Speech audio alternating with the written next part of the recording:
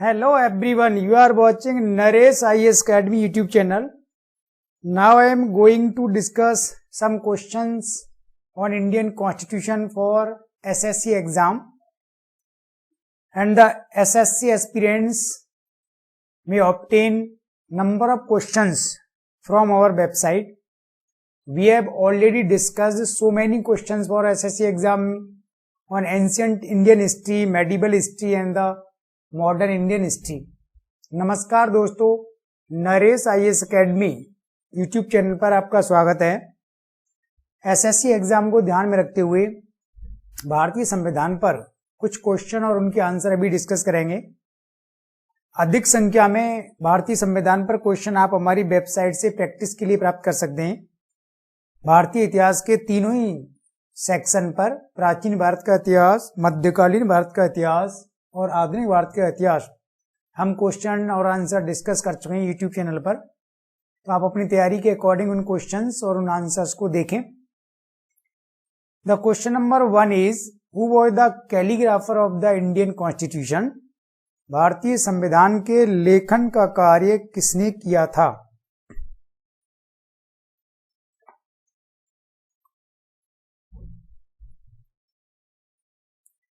Right answer is D. This was the Prem Bihari Narayan Rezada. You know, Indian Constitution was handwritten by the Prem Bihari Narayan Rezada on the request of Jawaharlal Nehru. But he put some condition before Nehru, and these conditions were accepted. But the Prem Bihari Narayan wrote the Indian Constitution in English and the Italian style. भारतीय संविधान के लेखन का जो कार्य है प्रेम बिहारी नारायण रेजादा ने किया।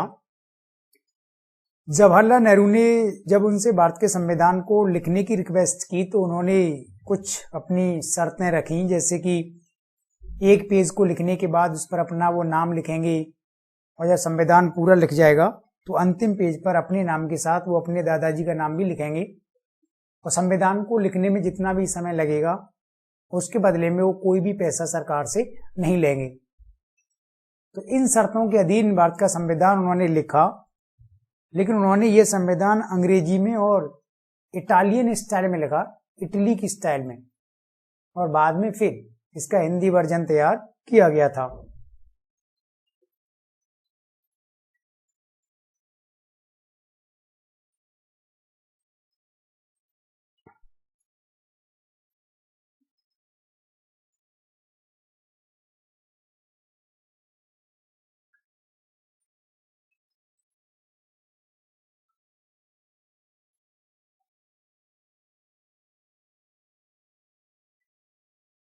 Question number 2 is,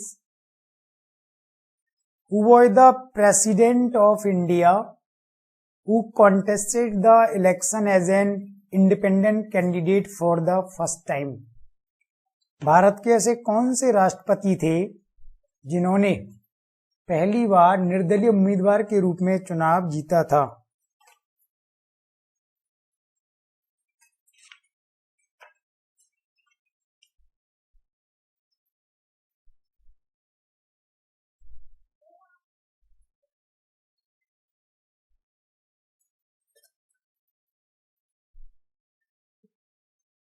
The right answer is A. This was the V.V. Giri. Full name was the Barahar Venkat Giri. V.V. Giri acted as the president after the death of Dr. Zakir Hussain, and later on he contested the election and he defeated the Neelam Sanjeev Reddy and became the Indian president during 1969 to 1974. बीबी गिरी जिन्होंने भारत के कार्यवाहक राष्ट्रपति के रूप में कार्य किया था राष्ट्रपति डॉक्टर जाकिर हुसैन की मृत्यु के बाद। इसके बाद उन्होंने 1969 में 1969 में राष्ट्रपति का चुनाव लड़ा और उन्होंने नीलम संजीव रेड्डी को पराजित किया था, जो कांग्रेस के उम्मीदवार थे। तो बीबी गिरी का जो चुनाव है एक निर्दलीय उम्मीदवार के रूप में लड़ा गया। भारतीय इतिहास में पहला ऐसा चुनाव था।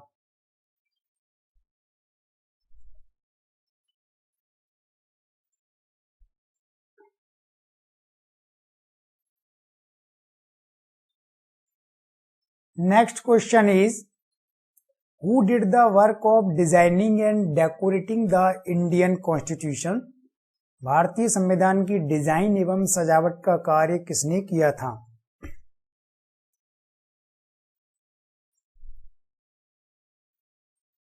The right answer is B, this was the Ram Manohar Sinha. Ram Manohar Sinha was the subordinate to Nandlal Bose. Nandlal Bose who made paintings for the each page of Constitution.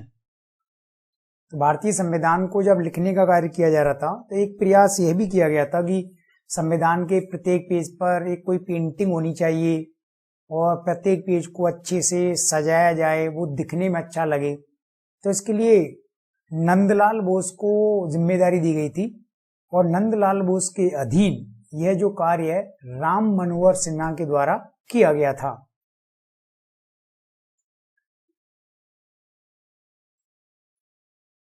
Next question is, who among the following served as the first interim prime minister of India? निम्न में से किसने भारत के प्रथम अंतरिम प्रधानमंत्री के रूप में कार्य किया था?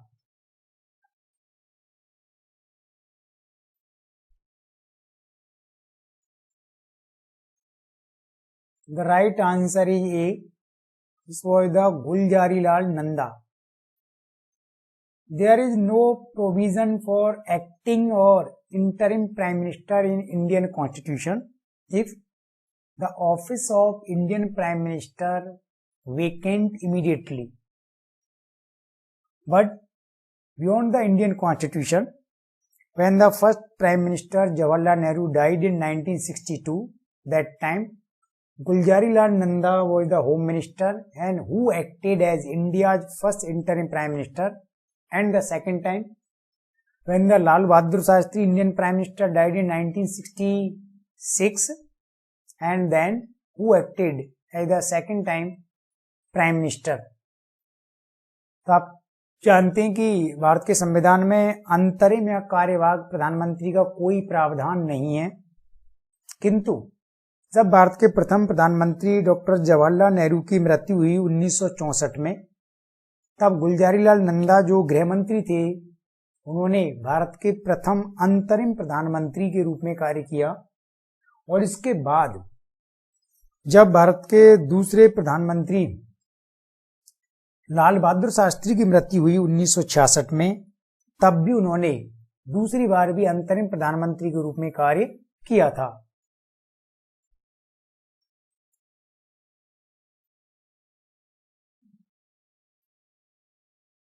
Next question is, where did the Constituent Assembly that framed the Constitution of India held its first meeting? Bharat का संविधान बनाने वाली संविधान सभा ने अपनी प्रथम बैठक कहाँ आयोजित की थी?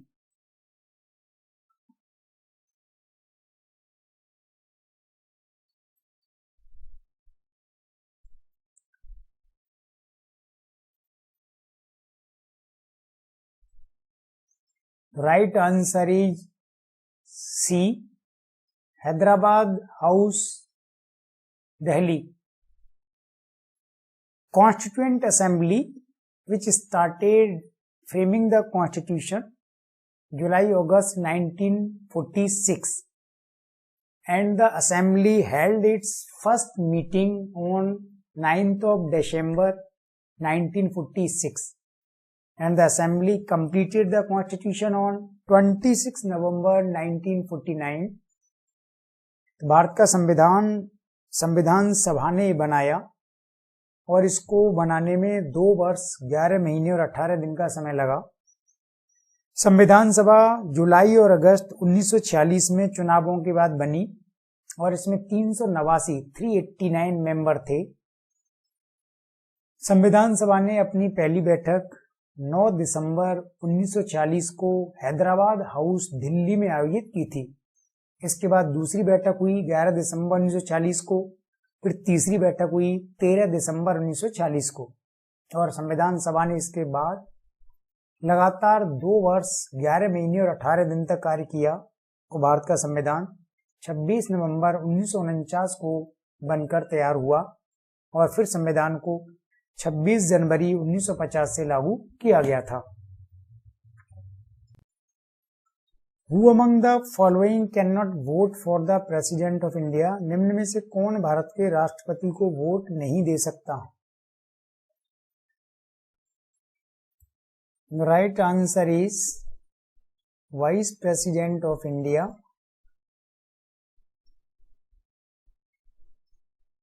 There is an electoral college which includes the eligible person for voting to the Indian President, and all the elected members, only elected members from the Lok Sabha or Rajya Sabha, and the elected members from the State Legislative Assembly are eligible to vote to President, and the Vice President of India is not a part of Rajya Sabha, he is not a member, he is the outsider, so he is not eligible.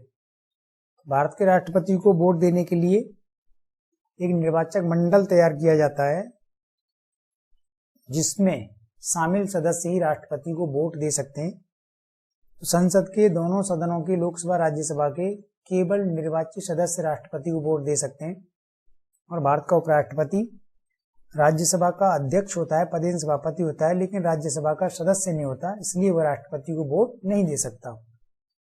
Next question, Who among the following did not participate in the Constituent Assembly? निम्न में से किसने संविधान सभा में भाग नहीं लिया था?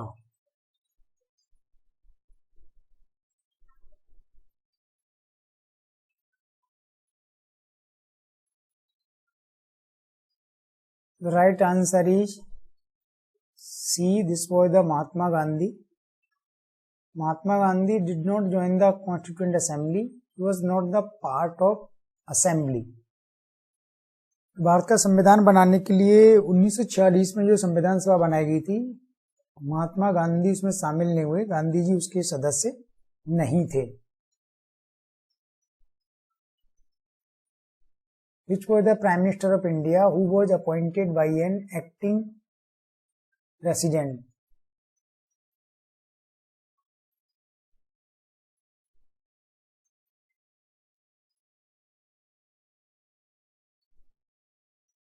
भारत का ऐसा कौन सा प्रधानमंत्री था जिसकी नियुक्ति किसी कार्यवाहक राष्ट्रपति ने की थी?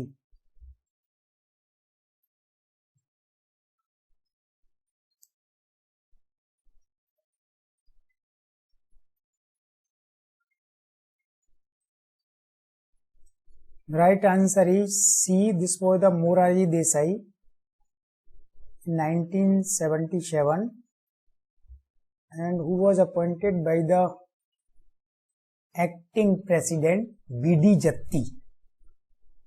तो मोरारजी देसाई जो 1977 में भारत के प्रधानमंत्री बने जनता पार्टी की सरकार की तरफ से, और भारत के पहले गैर कांग्रेसी प्रधानमंत्री भी हैं, और उस समय उनकी नियुक्ति कार्यवाहक राष्ट्रपति बीडी जत्ती ने की थी। In which state of India 4 levels of panchayats have been created? Bharat के कौन से राज्य में पंचायतों के 4 स्तर बनाए गए हैं?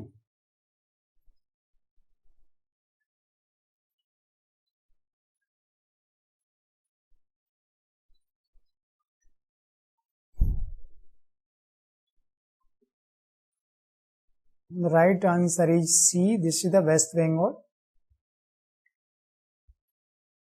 West Bengal has the 4 levels of village panchayat. However, in other states or UTs of India, there are either 2 or 3 levels of panchayats. पश्चिम बंगाल में पंचायत के 4 स्तर हैं, जबकि इसके बाहर भारत के अधिकांश राज्यों में 2 स्तर या 3 स्तर ही बनाए गए हैं। The term of which Lok Sabha was increased from 5 years to 6 years? कौन सी लोकसभा का कार्यकाल 5 वर्ष से बढ़ाकर 6 वर्ष किया गया था?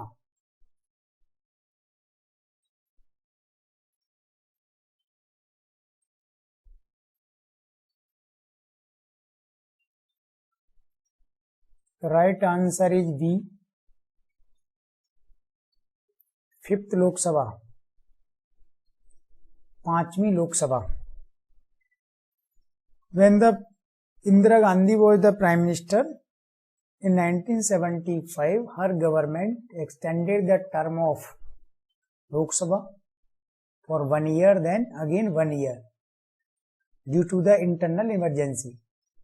तो जिस समय भारत की प्रधानमंत्री इंदिरा गांधी जी थी, 1975 में उनकी सरकार ने आंतरिक अशांति के आधार पर राष्ट्रीय आपातकाल देश में लगा हुआ था, लोकसभा के चुनाव कराना संभव नहीं था, तो फिर लोकसभा के कार्यकाल को 1 वर्ष के लिए बढ़ाया गया, फिर इसके बाद और 1 वर्ष के लिए बढ़ाया गया था। Which judge of the Supreme Court developed the concept of public interest litigation in India? Supreme court के कौन से न्यायाधीश ने भारत में जनहित याचिका की अवधारणा को विकसित किया?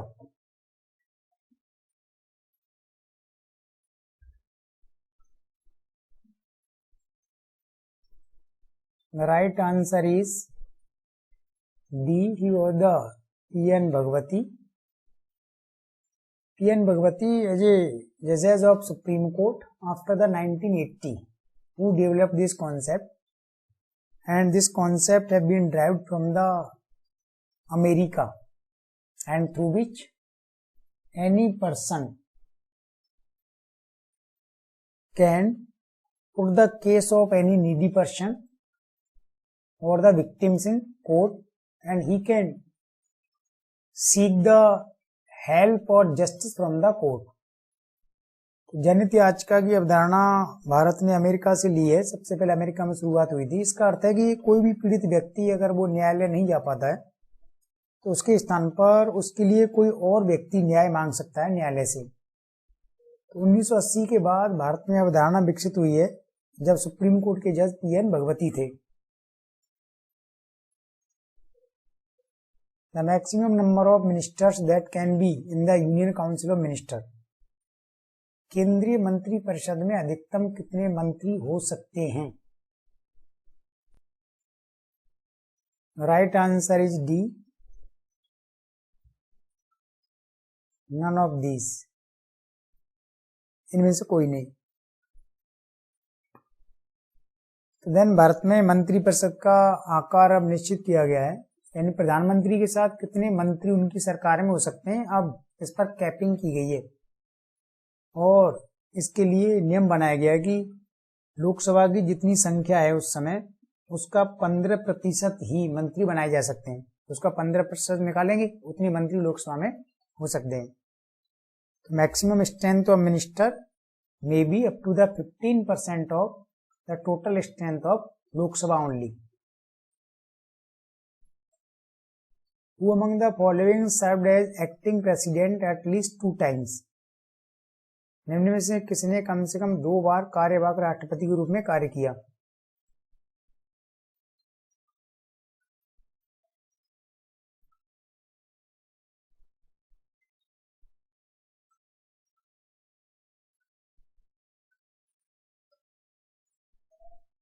Right answer is C, Mohammad Hidayatullah.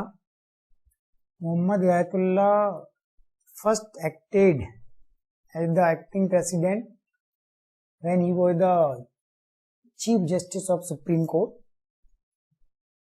and after that when he became the Vice President of India and he acted as the President of India.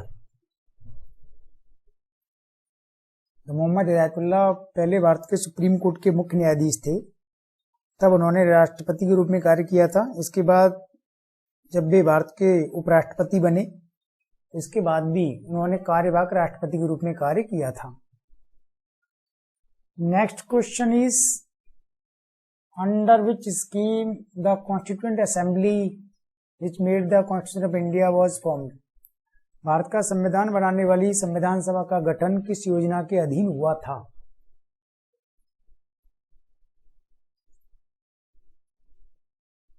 The right answer is C. This was the cabinet mission plan. Cabinet mission plan was introduced by the 3 members committee in 1946, and under which the election of Constituent Assembly were conducted in July-August 1946. Bharat का संविधान बनाने वाली संविधान सभा का गठन cabinet mission योजना के तहत हुआ और यह योजना 1946 में प्रस्तुत की गई। तो कैबिनेट मिशन में 3 सदस्य भारत आए थे इंग्लैंड से, और जुलाई और अगस्त में 1940 में संविधान सभा के चुनाव हुए थे। Who prepared the first Hindi version of the constitution of India. Bharat के संविधान का प्रथम हिंदी संस्करण किसने तैयार किया था? The right answer is D,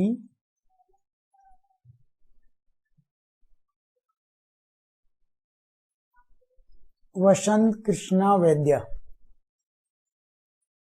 You know, Indian Constitution was handwritten by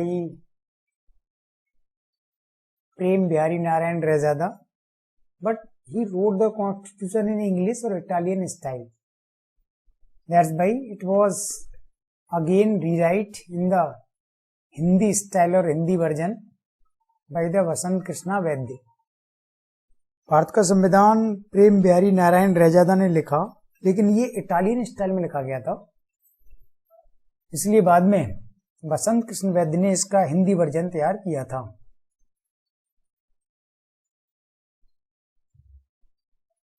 Who was the main architect of the Constitution of India?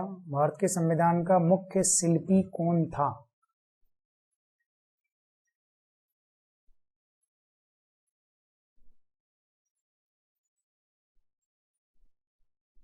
Right answer is D. Bhimrao Ambedkar. Bhimrao Ambedkar was chief architect of Constitution, and he is also called the father of Indian Constitution. And Ambedkar was the president of drafting committee who finally prepared the draft and put before the Constituent Assembly. तो भारत के संविधान का पिता या शिल्पी भीमराव अम्बेडकर थे, और अम्बेडकर को ये उपाधि इसलिए दी जाती है क्योंकि संविधान का जो अंतिम प्रारूप तैयार किया था वो प्रारूप समिति ने किया, और अम्बेडकर उस प्रारूप समिति के चेयरमैन यानी अध्यक्ष थे। Which president is said to have acted as a rubber stamp? कौन से राष्ट्रपति के बारे में कहा जाता है कि उन्होंने रबर स्टाम्प के रूप में कार्य किया? Right answer is C, this was the Fakhruddin Ali Ahmed. Fakhruddin Ali Ahmed in 1974 to during the prime ministership of Indira Gandhi, who mainly did not make any objection on the advice of the Indian Prime Minister, and who made a blind faith over the action of central government. That's why the phrase started a rubber stamp during the Fakhruddin Ali Ahmed. Fakhruddin Ali Ahmed Bharat के राष्ट्रपति रहे इंदिरा गांधी जी के समय में 1974 से, और इंदिरा गांधी जी की सरकार ने जो भी निर्णय लिए या उनको जो सलाह दी उनको उन्होंने एग्जिस्टेंस माना, कोई ऑब्जेक्शन नहीं किया, इसलिए उन्हें रबर स्टाम्प की तरह से संकेत किया जाता है, उनको उपाधि दी जाती है। तब से कई राष्ट्रपतियों के लिए इस शब्द का प्रयोग आरंभ हुआ। The governor of which state of India always acts as the administrator of a union territory? Bharat के कौन से राज्य का राज्यपाल हमेशा किसी केंद्र शासित प्रदेश के प्रशासक के रूप में भी कार्य करता है?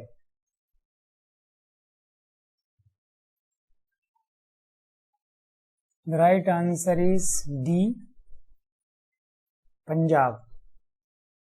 The governor of Punjab states is also hold the charge of Chandigarh, the union territory, and who is the commissioner of chief administrator of Chandigarh too.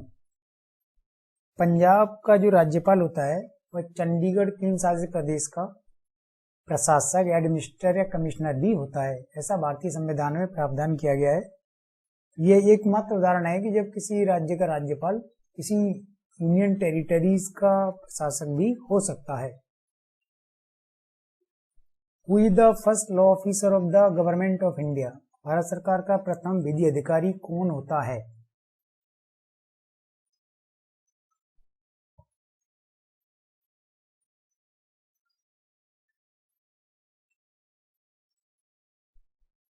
Right answer is C.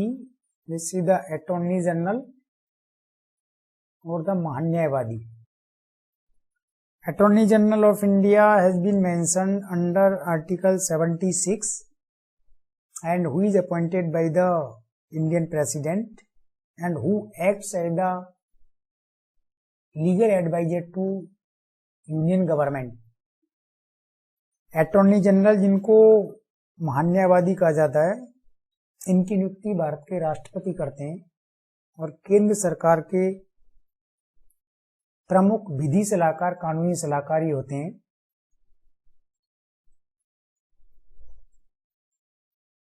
When was the national emergency imposed for the first time in India? Bharat में प्रथम बार राष्ट्रीय आपातकाल किस समय लागू किया गया था?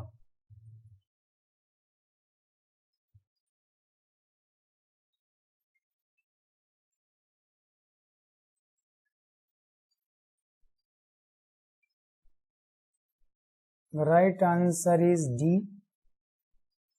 During the Sino-Indian War or the Indo-China War in 1962.